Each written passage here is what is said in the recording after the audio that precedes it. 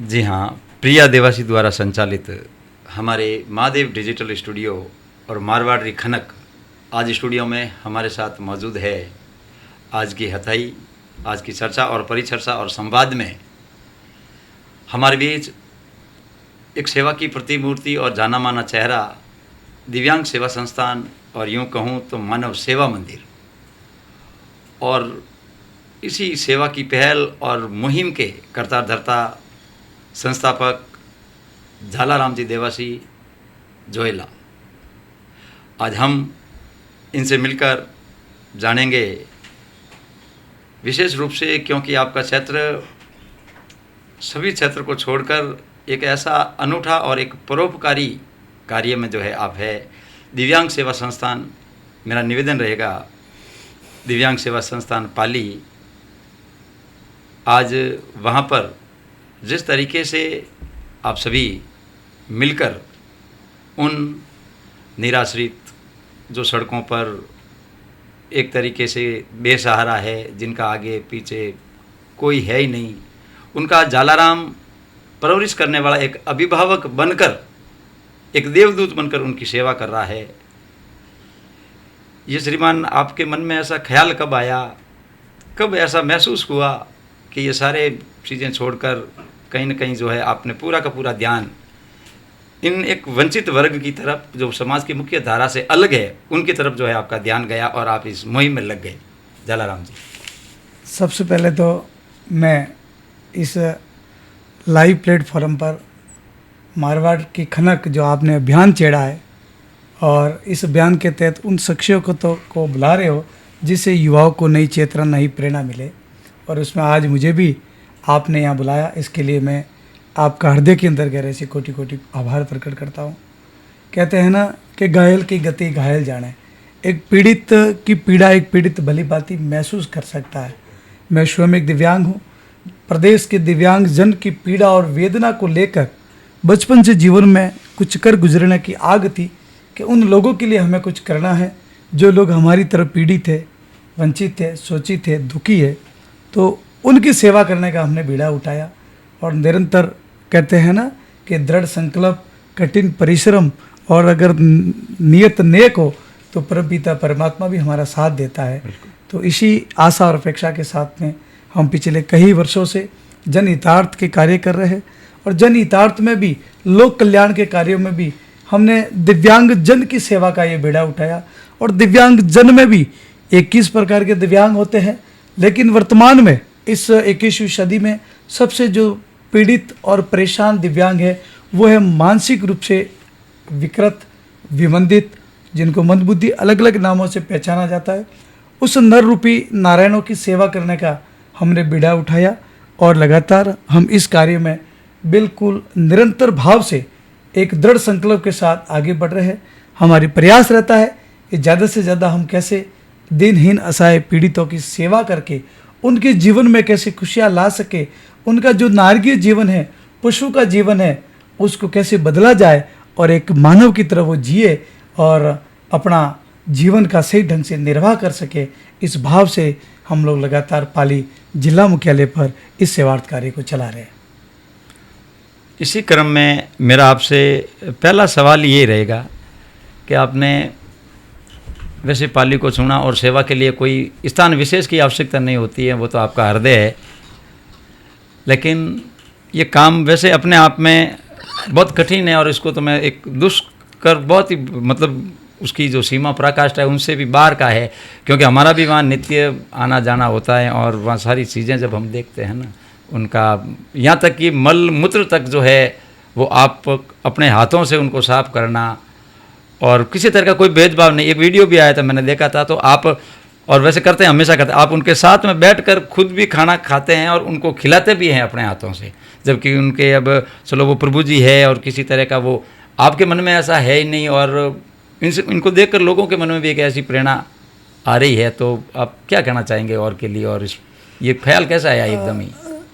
ये एक, कहते हैं ना, जिसका मनोभाव मजबूत होता है और जिसके अंदर कहीं ना कहीं दृढ़ संकल्प होता है वह तभी कर पाते हैं। क्योंकि आप लोग कई बार देखते हो कि मल मूत्र से भरे हुए कई दिनों तक मल मूत्र किया हुआ अंदर ही सड़ रहा है, गल रहा है और उससे बॉडी के ऊपर भी उसका साइड इफ़ेक्ट्स हो रहा है। और ऐसी परिस्थिति में हम उनको गाड़ी में बैठाते ना, तो वो इतनी बदबू होती है कि उन गाड़ी में कांच खुले रखते, फिर भी मतलब उसको वहाँ से उठाकर हमारे उस संस्थान तक लाने में बहुत बड़ी समस्याएं रहती है।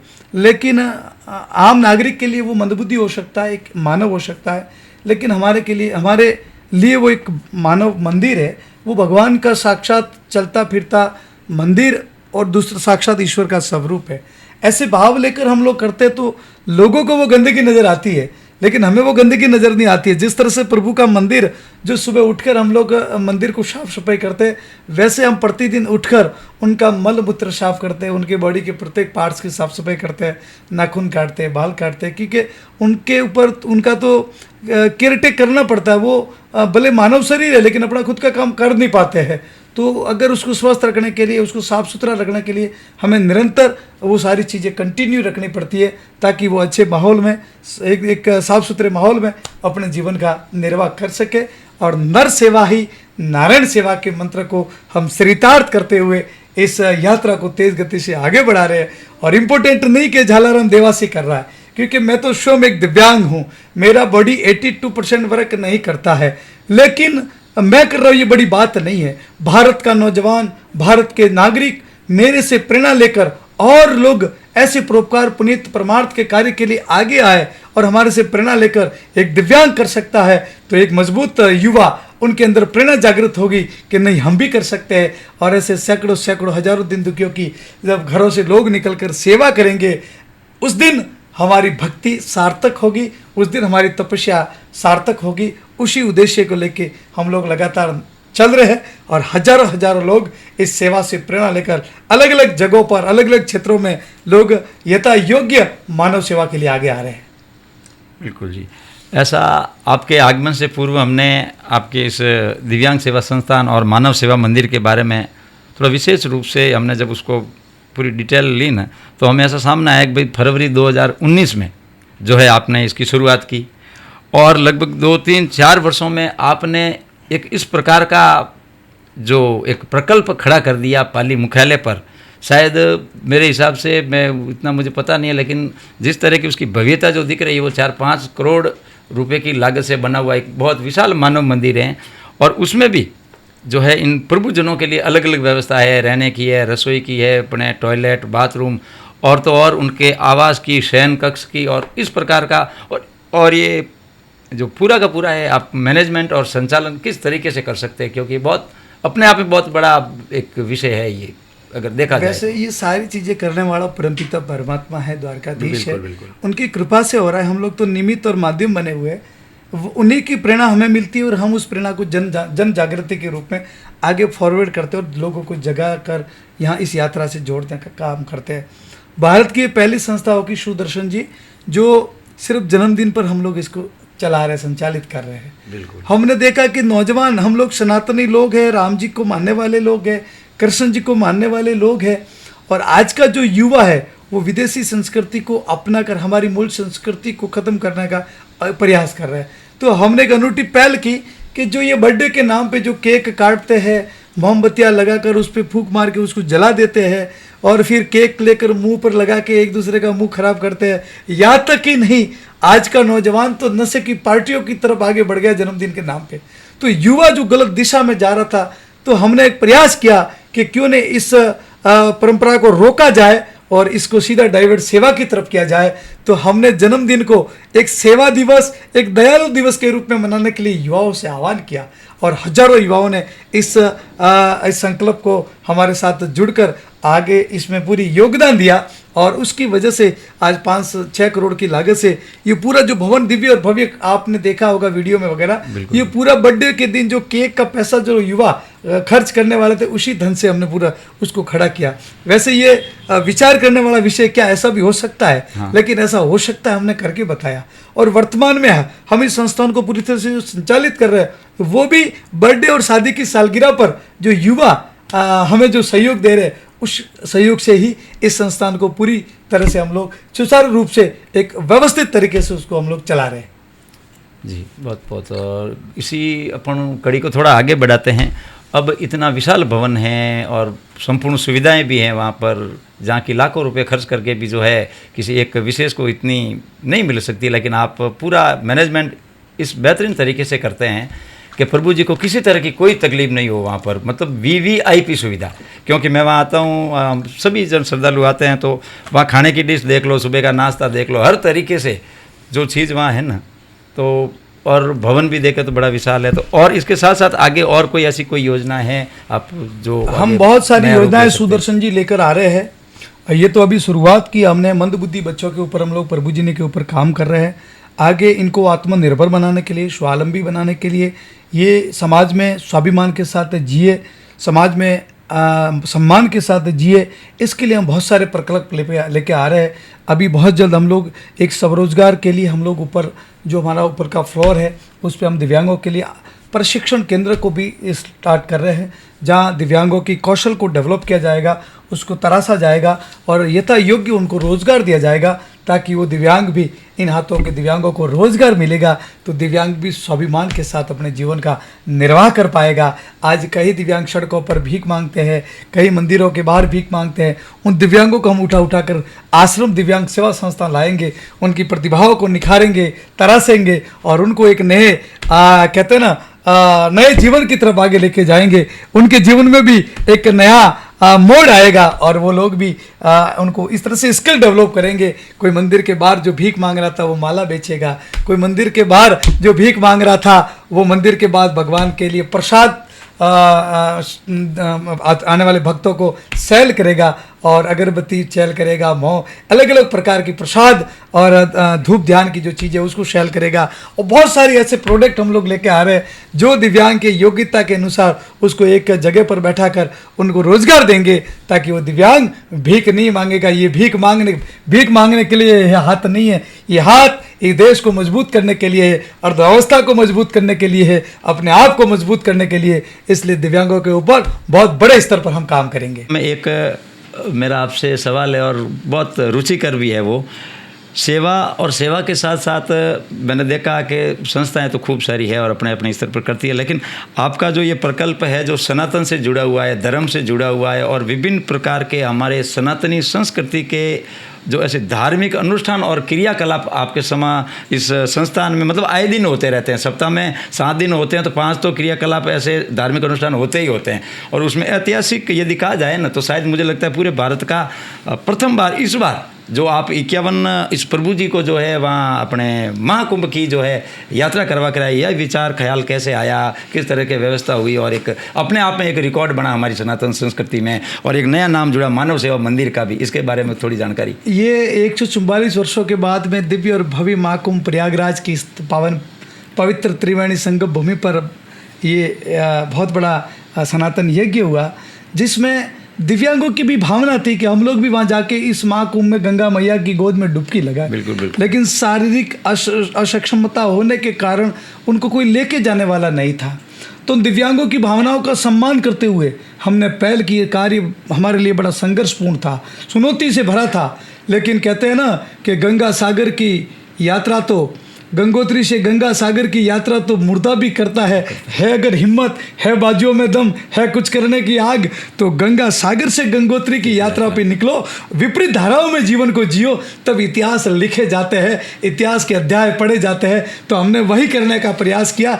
51 दिव्यांगों को हमने प्रयागराज की धरती पर हम लोग सकुशल स्नान करवा के लेके आए। स्नान ही नहीं करवाया, वहाँ पर हमने दिव्यांगों ने एक रैली निकालकर इस समाज को समानता का संदेश दिया। दिव्यांगों का समाज में समानता हो, सम्मान हो, इसके लिए दिव्यांगों ने वहाँ रैली निकाली और मीडिया वालों ने उसको कवरेज किया। पूरे भारत ने इस यात्रा का वाहवाही की और प्रेरणा लिए कि अगर कुछ करने की हिम्मत हो तो असंभव कार्य भी संभव हो सकता है। बिल्कुल, वो सारे वीडियो हमने देखे थे, एक दो बहन भी थी तो वो भाव विभोर हो गई थी वो, और इस प्रकार का दृश्य भी आया था। वाकई उनके आंसुओं में भी एक खुशी थी सर, अजब अलग तरह की खुशी थी। वो पूरी दुनिया ने देखा एक ऐसा आपका जो है एक विशेष जो कार्यक्रम रहा। अब आप अपने आप को सेटल कैसे कर पाते हैं? आप 80-82% स्वयं जो है इस प्रकार की इस एक पीड़ा वेदना, लेकिन आपने तो अपनी इस कमी को जो है कभी आड़े या हावी होने भी नहीं दिया। अब और अपने आप को सेटल कैसे कर लेते हैं? सुदर्शन जी, सबसे बड़ा मोटिवेशन होता है अपने आप को मोटिवेट करना। आप लोगों से प्रेरणा लेकर टेम्परेली कुछ समय के लिए मोटिवेट हो सकते हैं, लेकिन असली मोटिवेशन तो अंदर से निकलना चाहिए। जो आग है ना, वो अंदर से भभकनी चाहिए। जब अंदर से आग भभकती है ना, तब जाके नए इतिहास लिखे जाते हैं। निश्चित ही हमने हमारी कमजोरी को हमारी ताकत बनाई। हमने कभी भी हमारी कमियों को नहीं देखा। हमने कभी भी हमारे ईश्वर ने हमें क्या दिया या क्या नहीं दिया उसके ऊपर दिमाग नहीं लगाया। जो हमारे पास है उसको देश के लिए, समाज के लिए, राष्ट्र के लिए कैसे लगा सके। जो ईश्वर ने हमें ये शरीर दिया है, इस शरीर में बहते हुए लहू रक्त की एक एक कण इस माँ मातृभूमि के लिए, इस दिन दुखियों के लिए, इस पीड़ित और वंचित शोषित के लिए कैसे हम लगा सके। इस भाव से अगर कार्य करते हैं तो न तो थकान आती है, न हताशा आती है, न निराशा आती है, न कमजोरी आती है, न दबते हैं, न रुकते हैं। लगातार निरंतर चलते रहते हैं, चलते रहते हैं, चलते रहते हैं। और चलने वाला आदमी तो निश्चित ही उसके मंजिल तक पहुंचता है। और पहुंचता ही नहीं है, हमने वो कहाँ था, वो हमने समाज में करके दिखाया। हमने जो वादे किए थे उस वादों पे हमने खरे उतरे हैं, वो जनता को करके दिखाए। तब जनता हमेशा कहते हैं ना, प्रयासों को नहीं, ये कहीं ना कहीं समाज परिणामों को प्रणाम करती है। जब आपकी सक्सेस, आपकी कामयाबी, आपको जब आपकी सफलता मिलती है तो सफलता के हजारों माँ बाप होते हैं और असफलता तो अनाथ होती है। इसलिए जब आप प्रयास करोगे, संघर्ष करोगे, कई प्रकार की बाधाएं आएगी, कई प्रकार के संघर्ष आएंगे, लेकिन उस संघर्षों को लड़ते हुए, उन चट्टानों से टकराते हुए आगे बढ़ने के जो भाव रखते हैं, वही हमेशा निकलता है और वही आगे बढ़ता है। बहुत खूब जालाराम जी। और अब हम अपनी इस संवाद की इस यात्रा को, अभी तक आपकी इस सेवा संस्थान के बारे में हमने जानकारी ली, क्योंकि जालाराम देवासी की छवि जो है एक ऐसे परोपकारी व्यक्तित्व के रूप में है, लेकिन वो परोपकारी व्यक्तित्व अब एक सामाजिक क्षेत्र में, जो कि राजनीति से दूर हटकर मुख्य रूप से विशुद्ध रूप से समाज सेवा जिसे कह सकते हैं। और आपने समाज सेवा में भी जिन कैटेगरी में जो है आप सेवा कर रहे हैं, पशुपालक और विशेष रूप से निष्क्रमणीय पशुपालक, और मेरा सीधा सा सवाल है कि राष्ट्रीय पशुपालक संघ के बैनर या लाल सिंह जी, मैं यूँ कह सकता हूँ लाल सिंह जी के साथ मिलकर आपने कई जो है एक ऐतिहासिक कार्यक्रम हुए हैं, जिसमें राई का बाग हैं, उज्जैन एमपी तक भी आप पहुँचे हैं, मालवा में भी मवेशी पालकों के साथ जो हादसे हुए वहाँ भी आप रहे हैं, पाली में भी, और डीएनटी का ये चल रहा है। मतलब कि इस पशुपालक संघ के बैनर तले आप जो है कंधे से कंधा मिलाकर जो है, इसमें भी आपका पूर्ण रूप से जो है समावेश है। और किस तरीके से और कोई ऐसे मनोभाव अपने समाज के प्रति विशेष? हम लाल सिंह जी के साथ नहीं है जी। हम लाल सिंह जी के अच्छे उद्देश्यों के साथ में, बिल्कुल, हम लाल सिंह जी की अच्छी नीयत के साथ में है, हम लाल सिंह जी के अच्छे इरादों के साथ में है, हम लाल सिंह जी के उस संघर्षों के साथ में है जो समाज के कल्याण और लोक कल्याण के काम कर रहे हैं। अगर इस प्रकार का कोई और समाज का बेटा काम लेके आता है, जालाराम देवासी सबसे पहले उसके साथ कंधे से कंधा मिला के खड़ा रहेगा। हम किसी के लोग नहीं है, कई बार कहते हैं लाल सिंह जी का आदमी है, हम किसी के लोग नहीं है, हम समाज कल्याण के लोग हैं। समाज के लिए जो अच्छा काम करेगा, समाज के लिए जो संघर्ष और समाज की जो तकलीफ में, कोई पीड़ा की वेदना में कोई समाज के साथ खड़ा रहता है, और उसके साथ ये जालाराम देवासी, हम भले शादियों में मिले न मिले, अच्छे फंक्शन में मिले या न मिले, लेकिन जहाँ समाज पीड़ा में है, समाज दर्द में है, समाज वेदना में है, समाज संकट में है, वहाँ लाला के साथ में ये झाला आपको सदैव खड़ा मिलेगा। और इस लाल सिंह जी का जैसा काम अगर कोई और लाल लेके करता है समाज में, तो उसके साथ में भी जालाराम आधी रात को आके खड़ा मिलेगा।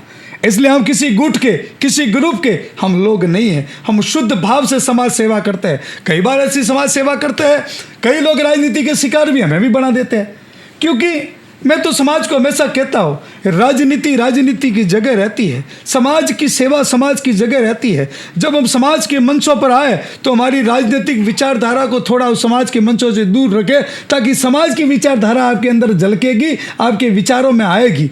क्योंकि आप लोग बैठे हो, कोई भाजपा से है, कोई कांग्रेस में है, सामने समाज बैठी है, उस समाज में बैठे हुए लोग कुछ भाजपा से जुड़े हुए, कोई कांग्रेस से होते हैं, लेकिन अपन स्टेज पे बैठे हैं तो हमारे समभाव होना चाहिए। हमारे दृष्टिकोण में ये नहीं होना चाहिए कि ये जिस पार्टी से मैं जुड़ा हूँ इस पार्टी का आदमी है तो ये मेरा आदमी है, दूसरा मेरा विपक्ष वाला आदमी है। ये विपक्ष और पक्ष की विचारधारा आपकी राजनीतिक विचारधारा है और उस प्लेटफॉर्मों पे सदैव उसका निर्वाह करना चाहिए। लेकिन तमाम सारे उन लोगों से भी मैं तो आग्रह करूंगा, विशेषकर मेरे युवा साथियों से, कि जब समाज के संकट में, समाज की कहते हैं पीड़ा की बात हो, तो आप सब एक मंच पर आइए और मजबूती से लड़िए। जैसे ये इसी आज हम लोग जोधपुर की सूर्य नगरी में बैठे हैं, तो जोधपुर की धरती पर राई का बाग का विषय पिछले कई वर्षों से ज्ञापन दिया जा रहा था, लेटर दिए जा रहे थे, जो एक गांधीवादी तरीके से जितना आग्रह विग्रह जो निवेदन करना चाहिए था, वो इन सरकारों को, भले पक्ष की हो विपक्ष की हो, जो भी सत्ता में बैठी सरकार है,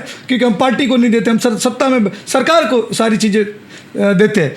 अब खूब ये किया हमने, 1.5 महीने तक सरकारों से वार्ता भी की। अगर राई का बाग के विषय कहे तो हमारे यहाँ के जो रीजनल इनके जो ऑफिसर्स जोधपुर में बैठते हैं, उनसे चर्चाएं की, वार्ताएं की। जो जयपुर हम लोग गए, जयपुर में वार्ताएं की, लेकिन हमें कई सकारात्मक जवाब नहीं मिला। और लोकतांत्रिक तरीके से, संवैधानिक तरीके से हमारे पास में एक ही ऑप्शन था कि अब हम लोकतांत्रिक तरीके से कहीं न कहीं अपने हक और अधिकारों के सड़कों पर संघर्ष करेंगे। और भाई लाल सिंह जी देवासी के नेतृत्व में रबारी समाज ने इस जोधपुर की सड़कों को जाम किया, और राई का बाग जो रबारी समाज की एक विरासत थी, रबारी समाज का गौरव था, रबारी समाज की धड़कन थी, उस विरासत जो राई और का को अलग करके जिन लोगों ने मिटाने का प्रयास किया था, उस राई और का को एक करके समाज को पुनः वो हमारी धरोहर इस समाज को समर्पित करने का अगर श्रेय जाएगा तो भाई लाल सिंह जी को जाएगा। मैं उन धन्यवाद भी देना चाहूँगा उन पॉलिटिकल लीडरों को जो सत्ता में बैठे हैं, जो विधानसभा में बैठे हैं। उन्होंने अपनी मर्यादा में रह के अपने सिस्टम से जो भी बनता था विधानसभा में आवाज़ उठाई। हमारे माननीय मंत्री महोदय ने भी मुख्यमंत्री जी तक बातें रखी।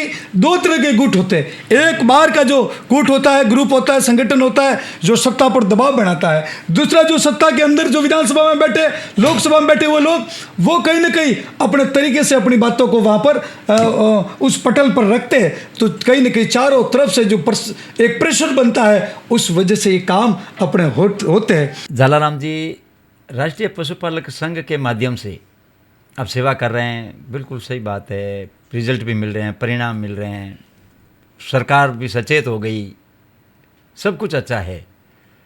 लेकिन इस अपने समाज का एक पशुपालक वर्ग के साथ एक जो भावी पीढ़ी है या भावी भविष्य जो है ना, वो युवाओं के ऊपर टिका है। विशेष रूप से जो एजुकेशनल सेक्टर में है, अभी पढ़ रहे हैं या इस तरीके से, तो उनके लिए भी हम चाहते हैं कि झालाराम देवासी की क्या भूमिका होगी। सुदर्शन जी, पशुपालक जो संघ हमारा बना हुआ है, तो हम लोग पशुपालक को बढ़ावा नहीं दे रहे हैं। ठीक, पशुपालक जो हमारे पशुपालक भाई है, जो जिनको जो अपना अधिकार मिलना चाहिए, उनके तो लड़ रही है। बिल्कुल। पशुपालक का मतलब होता है कि पशुपालक आप सिर्फ पशुओं को ऊपर ही सारी चीज़ें नहीं है। हम जन्मजात पशुपालक है, भले मेरे पास पशु नहीं है, मेरे लिए दादा परदादा पशु रखते थे। मैं पशुपालक परिवार से आता हूँ, तो पशुपालक परिवार के हक और अधिकार, उनके बच्चों की शिक्षा की बात हो, स्वास्थ्य की बात हो, उनके बच्चों के सर्वांगीण विकास की बात हो, इस पशुपालक संघ मजबूती से रख रहा है। आज जैसे ये विद्यालय की बात होती है कि हर जगह हम लोग आवासीय विद्यालय दिए। आप कल्पना करिए 25 से 30 लाख की राजस्थान में इस निष्कर्मणीय भेड़ पालक पशुपालक कौम निवास करती है, और उसके सालाना 1000-1200 बच्चों को पढ़ाकर हम बहुमुखी विकास की लकीर नहीं खींच सकते। मैं कदापि इस बात को स्वीकार नहीं करूंगा। हम चाहते हैं कि हर जिला मुख्यालय पर, हर तहसील मुख्यालय पर आवासीय विद्यालय बने, हमारी बेटियों के लिए आवासीय विद्यालय बने। आज हमारी बेटियां शिक्षा से वंचित है। आज जैसे सिरोही में एक बालिका शिक्षा जो हॉस्टल छात्रावास बना, विद्यालय आवासीय बना है, अब 200-250 बच्चियां पढ़ती है साल की, उसमें भी कुछ आरक्षण से दूसरी कम्युनिटी के कुछ लोग आ जाते हैं। अब 100-150 बेटियां 40-30 लाख की आबादी में अगर पढ़ती है, अगर उस झंडे को अपन बार बार करें, ऊंचा उछालेंगे शिक्षा की स्कूलें खूब खुली, तो ये नहीं चलने वाला है। हमें बालिका शिक्षा हर जिला मुख्यालय पर चाहिए, हर तहसील मुख्यालय पर हमारे बच्चों के लिए आवासीय विद्यालय चाहिए। ये हमारे राष्ट्रीय पशुपालक संघ की प्रथम मांगे है। इसलिए जो भी सत्ता में सरकारें हैं, हम मजबूती से बात रख रहे हैं और मजबूती से रखेंगे। जब तक हमारी बातें नहीं मानी जाएगी, हम मजबूती से लड़ेंगे। जैसे अभी वर्तमान में जिस प्रकार से हमारे भेड़ पालकों के साथ आज जो अन्याय हो रहा है, आज जैसे दिन प्रतिदिन आप देख रहे हो कितने टेलीफोन आते हैं, साहब हमारी भेड़ एक्सीडेंट में मारी गई, साहब हमारी भेड़। अब एक जस्ट 2 दिन पहले की घटना, पाली के पास में कोई गांव है शिनला करके, उस गाय की 25-30-40 भेड़ बकरियां मर गई किसी जहरीले कुछ हाँ, फली वगैरह ऐसी खाने वनस्पति से। से या उनसे। अब वो बेचारा पूरा परिवार तो तबाह हो गया क्योंकि उसका तो आजीविका उसी पे चल रही थी। अब जैसे ही वो बेचारे सारे पीएम भी करवाया, सारी लीगल फॉर्मेलिटीज भी करवाई और लास्ट में कलेक्टर कार्यालय तक पहुंचे कि ऐसी कोई योजना नहीं है जिससे आपको कुछ फंड दे सके। इसलिए मैं इस चैनल के मार्फत से भी हम पुरजोर आवाज उठाएंगे कि जितने भी हमारे भेड़ पालक हैं, ऊंट पालक है, गौ पालक है, बकरी पालक है, उन सभी के इंश्योरेंस सरकार सुनिश्चित करे ताकि ऐसी अनहोनी कुछ घटना घटित हो जाए तो उनको मुआवजा मिल सके और आर्थिक रूप से सबल मिलेगा तो वो परिवार फिर से खड़ा हो सके। जिस प्रकार से किसानों की फसल खराब हो जाती है, भले अतिवृष्टि हो, ओलावृष्टि हो या ऐसी कुछ स्थितियां बनती है, सरकार उनको मुआवजा देती है। तो क्या ये पशुपालक भेड़ पालक की ये भेड़ बकरियां ऊंट गाय खेती नहीं है? तो ये अगर कोई खराब हो जाती है, मर जाती है किसी विशेष कारणों से, तो क्या सरकार की जवाबदेही नहीं बनती है कि उनको मदद करे? उसके साथ साथ में भेड़ पालकों को भी जो एक उचित मुआवजा मिलना चाहिए। कई बार भेड़ पालक पक्षियों उन भेड़ों के लिए चारा लेने के लिए या उनके लिए पत्ते नीम के वगैरह ये पेड़ों के डाली कटने के लिए ऊपर चढ़ते हैं, कई भेड़ पालक नीचे गिरते हैं, हाथ टूटते, पैर टूटते, लेकिन उनको कोई मदद नहीं मिलती है। एक किसान खेत में जैसे कुछ खेती करते करते गिर भी गया तो उसको सरकार पैसे देती है। तो भाई आप किसानों को और पशुपालकों को दोनों के अलग अलग भेदभाव क्यों रखते हैं? किसान जिस प्रकार से अन्नदाता है उतना का उतना भेड़ पालक, पशुपालक, गोपालक इस देश की अर्थव्यवस्था को मजबूत करने का काम करता है। लेकिन दुर्भाग्य है कि आजादी के बाद में भी आज भी भेड़ पालक, ऊंट पालक, गौ पालक दर दर की ठोकरें खा रहे हैं। एक तरफ राज्य सरकार राजस्थान के जहाज को राज्य पशु का दर्जा देती है और दूसरी तरफ कहीं न कहीं वो विलुप्त होता हुआ जा रहा है। आप कल्पना करिए, ऊंट का दूध, एक तरफ तो बड़ी बड़ी बातें होती है, कोई मुख्यमंत्री आता है, कोई प्रधानमंत्री आता है, कि दूसरे देश का आता है, तो रबारियों की ये पगड़ी और ऊंट लाके आके रिप्रेजेंट करते हैं कि हमारा राजस्थान का गौरव है। अरे तुम्हारे राजस्थान का गौरव तो विलुप्त होता जा रहा है, कब तक बचाओगे?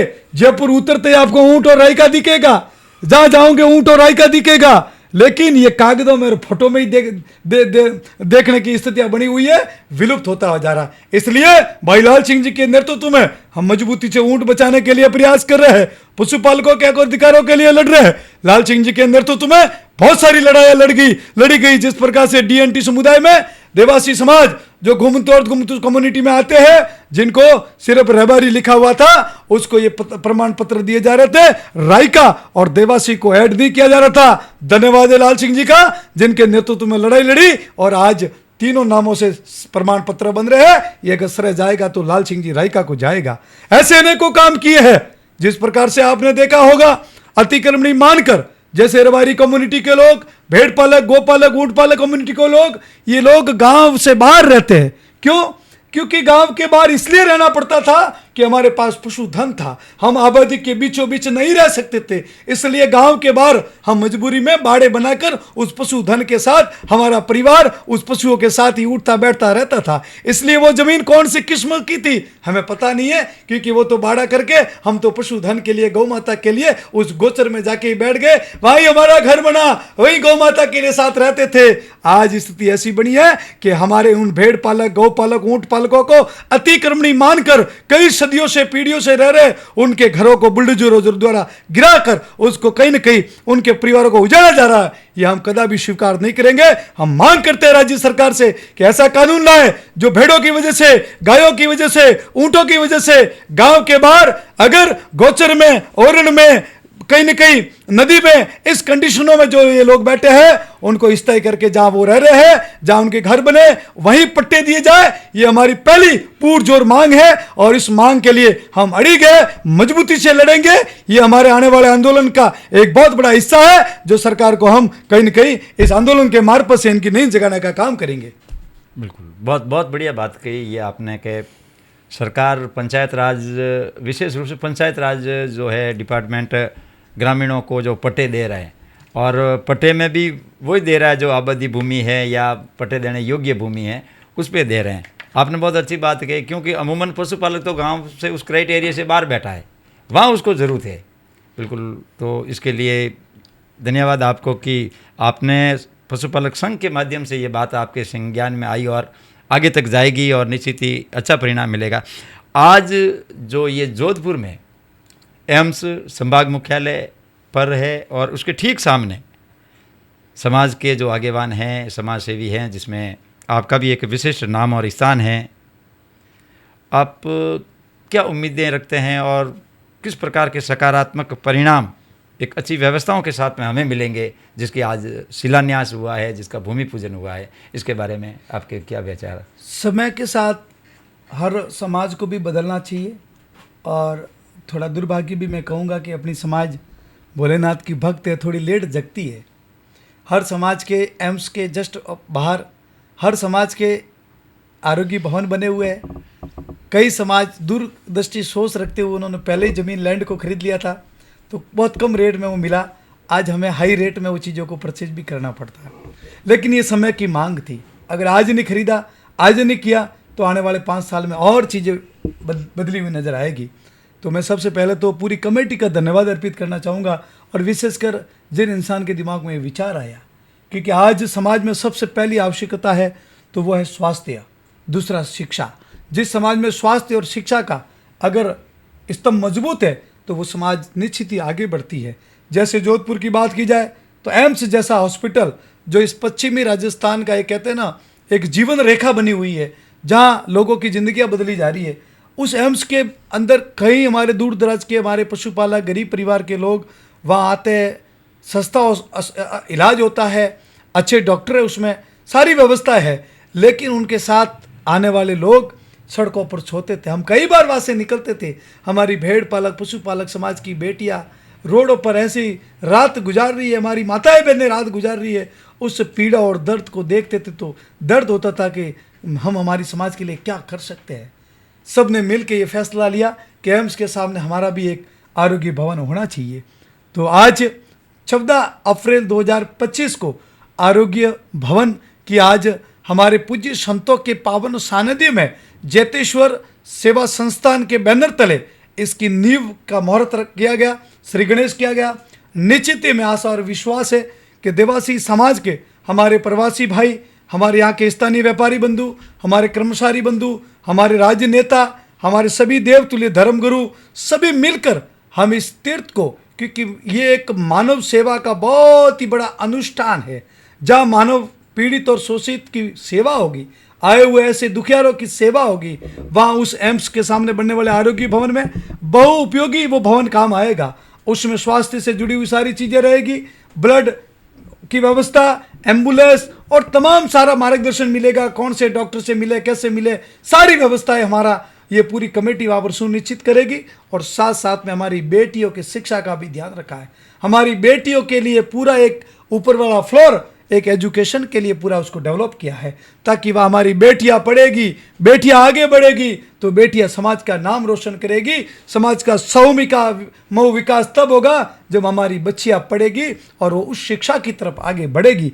ऐसे भाव लेकर मल्टीपर्पज यूज में इस भवन का उपयोग होगा। हमें आशा और विश्वास है कि आज जो नींव रखी है बहुत जल्दी इसका निर्माण कार्य भी चालू हो जाएगा और जल्दी हम एक बहुत ही बड़ा दिव्य और भव्य जो भवन इस जोधपुर की सूर्य नगरी, इस जोधोड़ा की नगरी में वो खड़ा होगा और उसमें हजारों सैकड़ों लोगों का जीवन बदलेगा और आए हुए पीड़ित, वंचित और दुखियारे का दुख दूर करने का ये अनूठा मानवीय और परोपकार का कार्य इस जोधपुर की धरती पर होगा। बहुत बढ़िया। राजधानी मुख्यालय पर देवासी समाज का एक एजुकेशनल इंस्टीट्यूट जो है छात्रावास के रूप में बहुत ही भव्य स्तर पर बनने जा रहा है और जिसकी शुभ शुरुआत भी शायद आगामी दिनों में होने वाली भी है, ऐसे मैसेज मिल रहे हैं और भगवान करे अच्छा हो सब।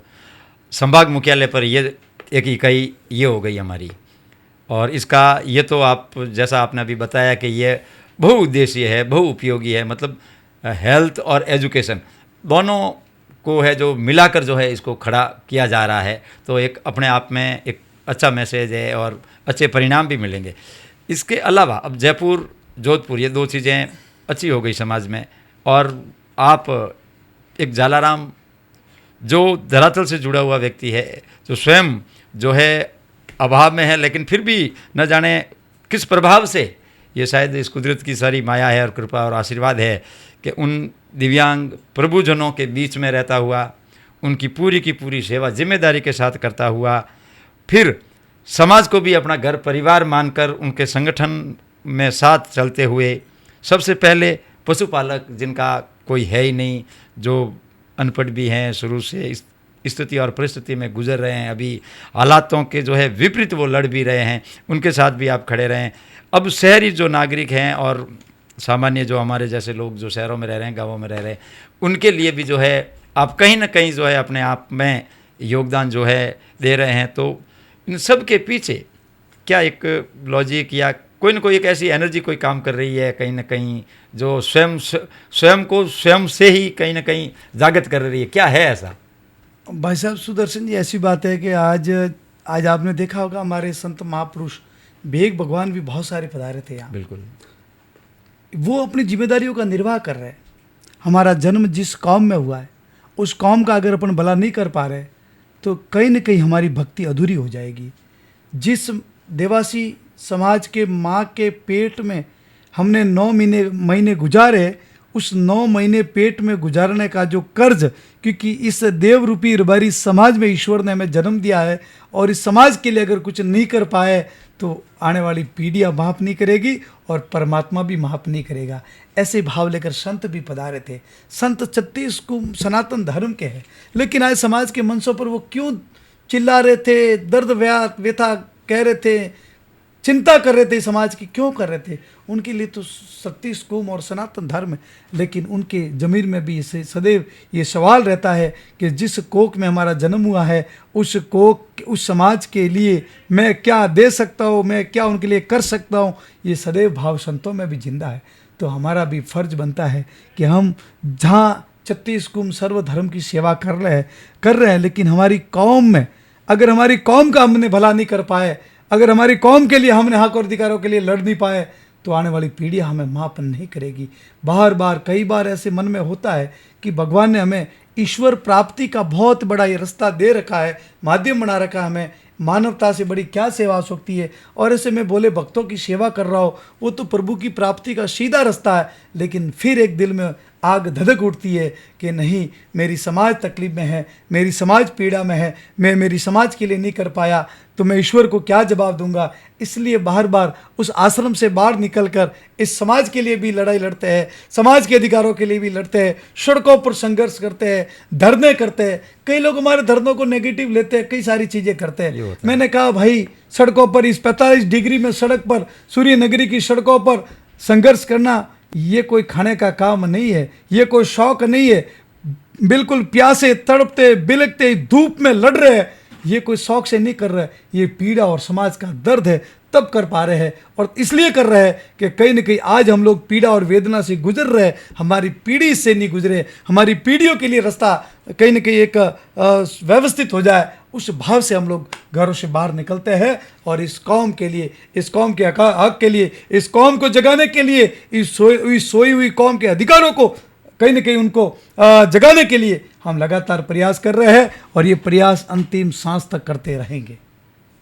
बिल्कुल, अब लगभग अपने बातचीत का जो दायरा है अंतिम सोपान पर ही है, लेकिन उनसे पहले एक बात जो मेरे मन में भी वो बार बार आती है, समाज में कहीं ना कहीं हम देखते हैं ना, तो एक व्यक्ति एक विशेष स्थान पर पहुंच जाता है या उसके पास में कुछ विशेष हासिल होता है, चाहे उसकी योग्यता हो या इकोनॉमिकल या जो भी कुछ हो, तो वो अपने आप को समाज से थोड़ा जुदा समझने लग जाता है। कहीं कहीं ऐसे सार्वजनिक आयोजनों में ये खूब सारा देखने को मिलता है हमें।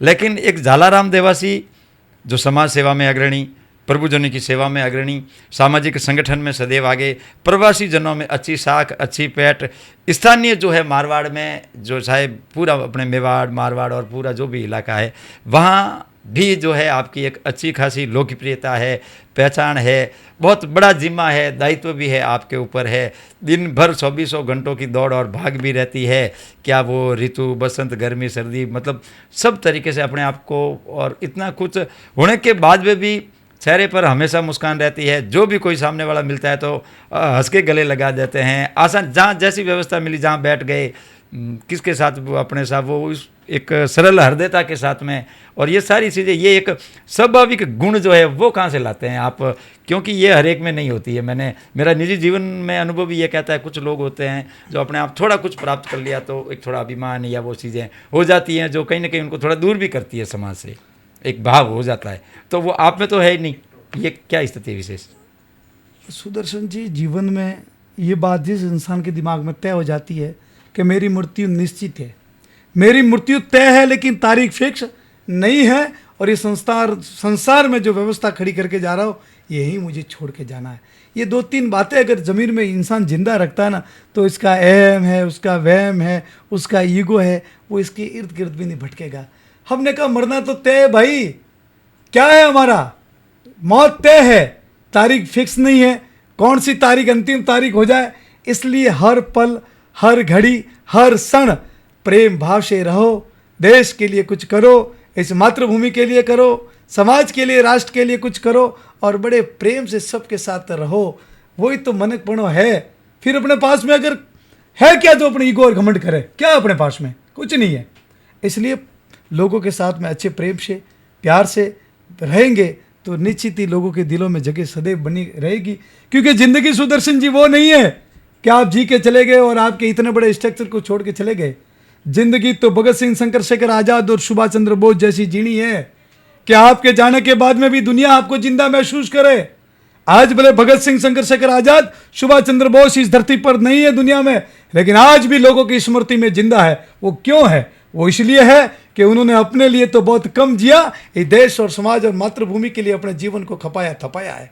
जो अपनी मातृभूमि के लिए, देश के लिए, समाज के लिए, राष्ट्र के लिए जीता है, उसके लिए समाज और राष्ट्र सदैव उनके लिए जाने के बाद जीता है। इसलिए हमें देश के लिए जीना है, इस समाज के लिए जीना है, इस मातृभूमि के लिए जीना है, और इसके लिए ही मरना है। ये कहीं ना कहीं दिल में सदैव जिंदा रखते हैं, और यही कहीं ना कहीं संकल्प लेकर घर से निकले हुए हम एक सोशल वर्कर है। हम वादे नहीं, हम इरादे लेके निकले हुए क्रांतिकारी कहीं ना कहीं समाज सेवी है, जो हर मुसीबत से लड़ सकते हैं, हर समस्या से लड़ सकते हैं, और निश्चित ही लोगों को जोड़ने का काम करते हैं, लोगों को मोटिवेट करने का काम करते हैं, लोगों के दुख सुख में भागीदार बनने का काम करते हैं, लोगों के संघर्ष और संकट में साथ खड़ा रहने का काम करते हैं। तब जाके लोग कहीं ना कहीं प्रेम और स्नेह देते हैं। बहुत बढ़िया।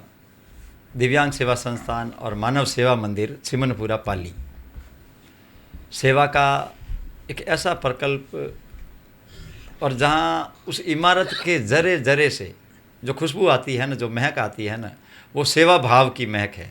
लगभग 80-90 की करीब संख्या के ऐसे प्रभु जी है जिनका कोई है ही नहीं, और उनमें से विभिन्न अलग अलग कैटेगरी के हैं। मैंने भी प्रत्यक्ष मेरी आंखों से देखा है।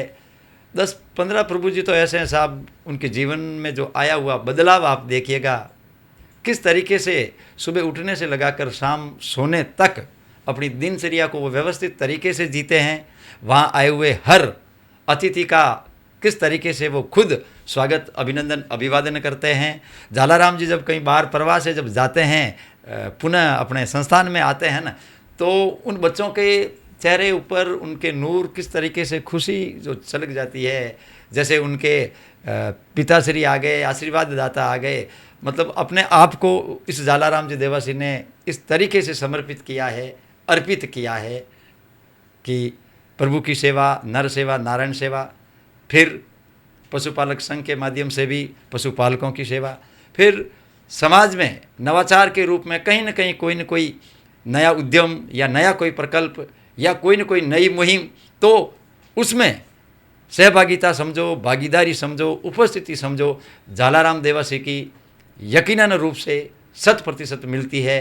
साथ ही देखिए, बहुत से आपका सनातन के प्रति, और वैसे उस सनातन धर्म में हमने जन्म लिया है तो आपकी गहरी रुचि है, होनी भी चाहिए। आपका जो परिवेश और पोशाक भी कभी कभी देखिएगा, अमूमन उस तरीके से ही वही राम नाम का छोड़ा, और अपने आप इस कदर समर्पित कर दिया। आश्रम में ही प्रभु जी का मंदिर, जो कुछ भी मैं कभी कभी कहते हैं हम लोग भी कि ये सारी चीज़ें कहाँ से होती हैं। एक दिन में कम से कम 20-25-50 हज़ार तक का खर्च कैसे क्या होता है। बस सुबह होते ही प्रभु जी से मांग लो, स्वतः जो है कहीं ना कहीं वो प्रभु व्यवस्था कर लेता है। फिर संत महात्माओं से भी इतना स्नेह है, आपका लगाव भी है, और समाज सेवियों से भी है। समाज की जो युवा शख्सियत है उनके साथ में भी अच्छी मिलनसारिता है, अच्छे संबंध बना कर रखे हैं। तो मतलब कि सर्व गुणों से संपन्न, अपने आप में एक परिपूर्ण। अब देखिए यहाँ भी कहीं न कहीं कुदरत मजा कर लेती है। सर्व गुणों से संपन्न और परिपूर्ण है, फिर भी फिजिकली रूप से, और आज दुख नहीं है इस बात का, क्योंकि कभी दुख को पास आने भी नहीं दिया। स्वयं 80% अंग से जो है एक कहीं ना कहीं अभाव रह गया, लेकिन उस अभाव को प्रभाव में बदल दिया, स्वभाव से बदल दिया, नीति और नियत कर्म से बदल दिया, और आज एक नहीं बल्कि सैकड़ों ऐसे प्रभु जी का आप जीवन संवार रहे हैं। समाज के 36 कौम के और संसार जगत के तमाम उन युवाओं के आइडियल और आइकॉन बने हुए हैं। खूब खूब धन्यवाद, आभार। मारवाड़ी खनक महादेव डिजिटल स्टूडियो प्रिया देवासी द्वारा संचालित आज का ये पॉडकास्ट बहुत ही बेहतरीन संवाद यात्रा। बहुत बहुत धन्यवाद।